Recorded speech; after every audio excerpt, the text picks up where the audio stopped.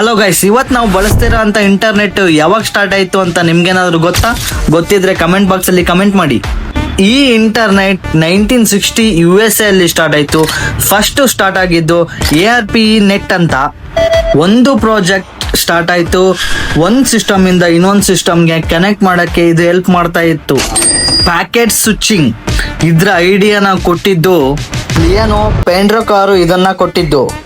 ಮತ್ತೆ 1970s ಅಲ್ಲಿ wind chief and Bob corn JCP IP ನ ಪ್ರೋಟೋಕಾಲ್ ನ ತಯಾರು ಮಾಡ್ತಾರೆ.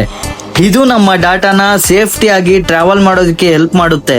1990 ನಲ್ಲಿ ಟಿಮ್ ಬರ್ನೆಸ್-ಲೀ ಅವರು WWW ಅಂದ್ರೆ ವರ್ಲ್ಡ್ ವೈಡ್ ವೆಬ್ ನ ತಯಾರು ಮಾಡ್ತಾರೆ.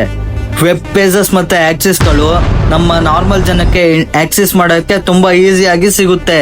ಸೊ ಇದು ಆಗಿತ್ತು ನಮ್ಮ ಇಂಟರ್ನೆಟ್ಟಿನ ಇನ್ಫಾರ್ಮೇಟಿವ್ ವಿಡಿಯೋ. ಇದೇ ತರ ಇನ್ಫಾರ್ಮೇಶನ್ ವಿಡಿಯೋ ಬೇಕು ಅಂದ್ರೆ ನಮ್ಮ ಪೇಜ್ನ ಫಾಲೋ ಮಾಡ್ಕೊಳ್ಳಿ, ಅಂದ್ರೆ ಕಮೆಂಟ್ ಅಲ್ಲಿ ಕಮೆಂಟ್ ಮಾಡಿ.